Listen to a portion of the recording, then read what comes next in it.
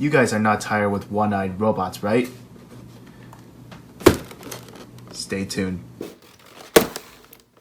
You know, it's been like over 200 days since I made the announcement of that review. And do you think that anyone will still care about this line? And even if they do care about it, there may be like very few people.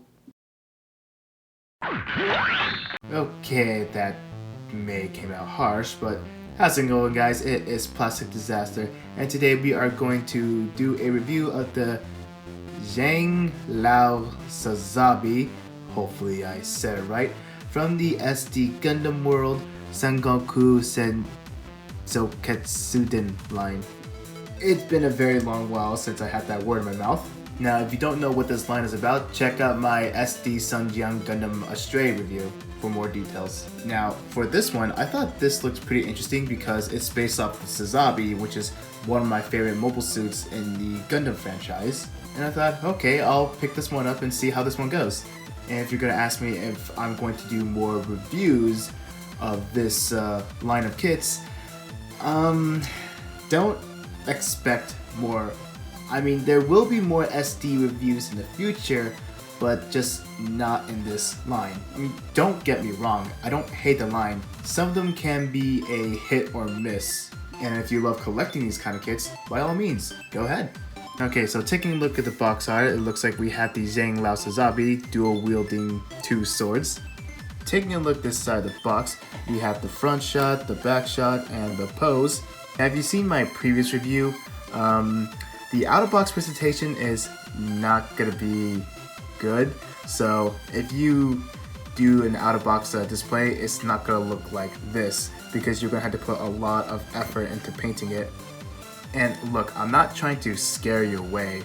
I just wanna let you know ahead of time if you're planning on getting it. And taking a look over here, this is actually a pretty neat gimmick. The mask can be attached or removed. Alright, taking a look at the other side of the box, it's just a promotional image of the anime, and look at that, I got this kit for like $8. And yes, how could I forget? That is a QR code if you want to watch the anime. Taking a look inside the box, we are going to be greeted with 3 bags of runners and a manual. Looking at the cover of the manual, we see a familiar box art and a hand-drawn picture. And like all of these lines, the manual comes with either a cool art or a comic. So here it is. Feel free to pause if you want to read it, and I know it's not good at this angle. And oh, there it is. Going across the manual, looks like we're going to be using all the parts. And it starts from the head, right arm, right leg, left arm, waist, and body parts. Let's see what we got here. And it looks like we got the weapons and how to store them and the cool gimmicks you could do if you have other kits from this line, which unfortunately I don't. Taking a look at the back of the manual, we see a familiar front and rear shot, a familiar pose, and a new one. Runner A is going to be the usual frame parts like how we saw on the rest of the line. Runner B is going to be the gold parts, and yes, I am going to paint them.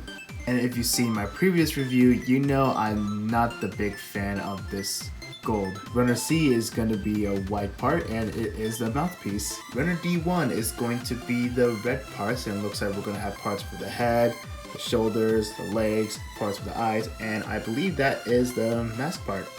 And oh wait, yeah, it is. My bad. Runner D2 is going to be more red parts. We're going to have parts for the feet, the waist, back skirt, and the arms. Runner E is going to be the clear blue parts. Got parts for the weapon, parts for the armor, and if you look closely right over here, this is going to be the knife memory. Runner F is going to be the black parts. Looks like we have parts for the forearm and the backpack. And here is the sticker sheet. It's going to fill out the missing gold color apps and the cameras and the eyes. Wait, hold up. This sticker right here is for the mono eye. So as usual, not a lot of runners and not a lot of parts. So it's going to be a quick and easy build. So I'll see you guys right after the build. Okay, and here is what it looks like when it's all put together with no stickers and no paint. Well, I did use one sticker, which would be the eyes. And speaking of stickers, I will show you where would you put them.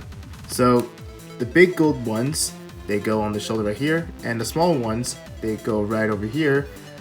this round green one goes on the mono eye right over there, and while this green one would go right over there. But who needs stickers when you can paint it like a real builder? Oh man, I'm being harsh. I could use some help. But I swear, I will do this model kit justice right after I show you what it looks like from all sides. And as you can see, once again, lots of missing color apps. So I really do like the sculpting and the design of this SD kit, and I totally understand why this kit would cost like less than 10 bucks. And now if you excuse me, I'm going to paint them up. Okay guys, are you ready? Here it is, the Zhang, Liao, Sazabi, all painted up. If you've seen my previous videos about these kits on this line, I give them like a detailed paint job. But for this one, I want to take this one a step further by giving this kit a complete paint job. And as a cherry on top, I even weather it. So in a way, you could say that this review is part 1 and part 2 combined. So let me just bring this forward and show you what colors I use. So obviously I use black, silver, little bits of purple, and I even like detail paint like some of the neon, or not neon, the clear blue pieces. And the hardest part, in my opinion, is the legs. Painting them was kind of a real pain. So what I did is that I color the whole legs silver, right? And then for the black parts, these are hand painted. Usually when I hand paint these kits, they tend to be like a little sloppy, so I gotta be like really careful. But if there's one area I'm actually kind of proud of, which would be the back skirts right over there. And I know you can barely see it, so let me bring the light over. Yeah, look at all that detail. I'm actually kind of proud of it.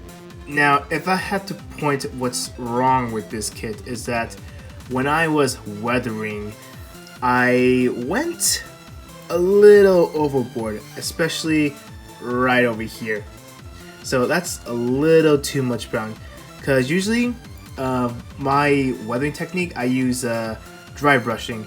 So when I dry brush, I thought I got rid of like most of the excess, but I didn't realize there was some left, which is why there's like a slob of brown paint on his chest. I mean, it looks okay, but maybe I should be a little more careful next time. Okay, let me just put this kit down and we'll get on to the accessories. So for accessories, you get these two swords along with this black piece because that's for storage purposes. Now it used to be all clear blue, but I painted this bit silver, and there's two ways you can store this. You can store it like this, and this black piece has a peg.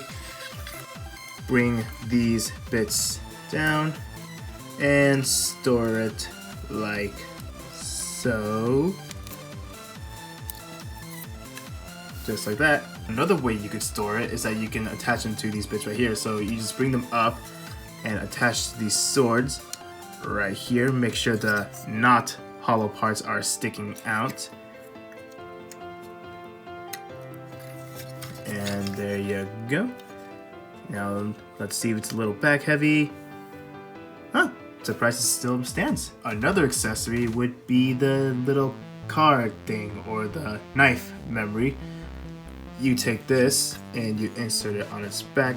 Now, if I recall, in the anime, it's supposed to make them more powerful, but I don't remember a lot for it. But if I'm wrong, correct me in the comments below. And for the last accessory, well, you're looking at it. It's on his face.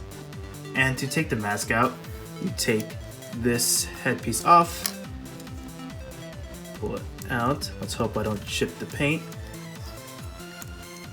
Come on. It could be easier if I do it off camera. Give me a second.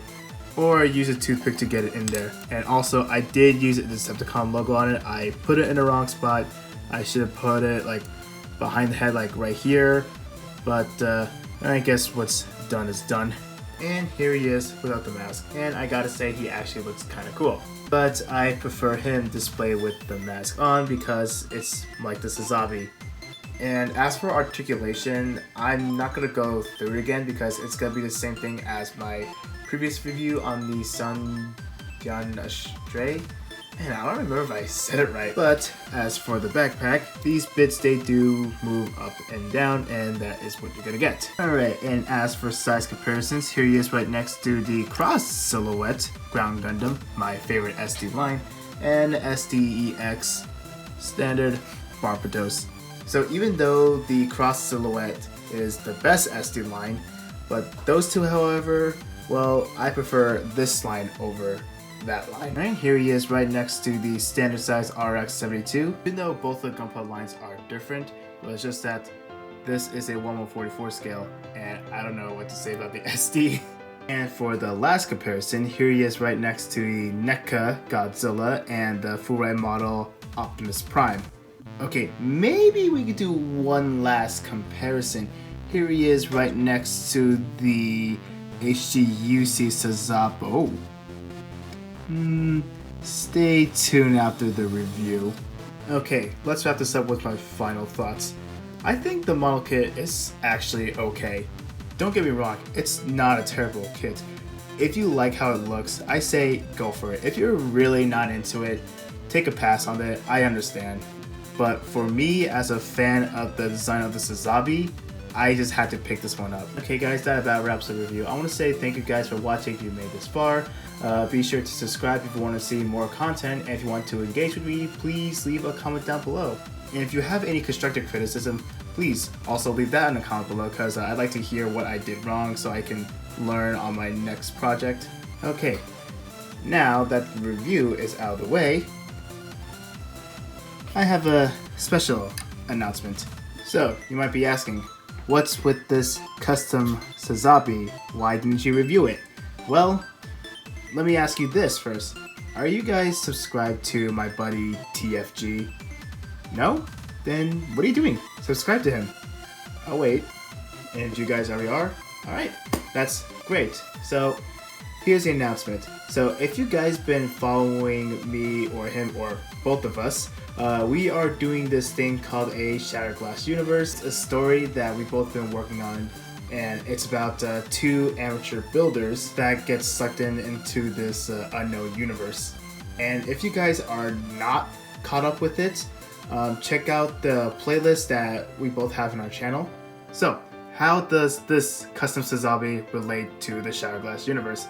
Well, right now we are slowly working with the finale right now, and that finale is gonna be me, myself, Plastic Disasta versus TFG, also known as the Transformers Gundam. And at this moment, this kit is ready to paint.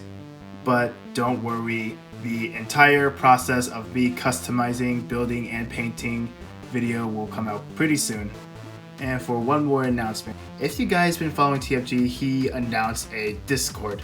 And if you do have a Discord, I'll leave a link down below, and you can come by and talk to me or him, talk about either Gundam, Transformers, or maybe Star Wars, anything geek related. We also hold contests as well, and speaking of which, there's one going on right now. And once again, I'll put videos and details down in the description so you can get the idea of what's going on. Come on by, talk to us, we're excited to meet you all, and that about wraps up the video, and I'll see you guys in the next one. Okay, after that complicated custom build, maybe I need something small and refreshing. Hopefully I'll have to wait another 200 days to review these two.